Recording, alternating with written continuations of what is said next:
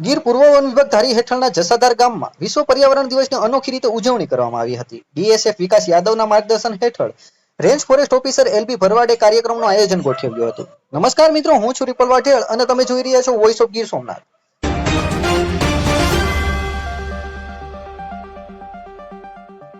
કાર્યક્રમમાં વન વિભાગના કર્મચારીઓ, ટ્રેકર, શ્રમયોગીઓએ ભાગ લીધો હતો. જસાધાર ગામના યુવાનો અને ગ્રામજનોએ પણ મોટી સંખ્યામાં જોડાયા હતા. વન વિભાગના અધિકારીઓએ પ્લાસ્ટિક કચરાથી થતા નુકસાન અંગે માહિતી આપી હતી.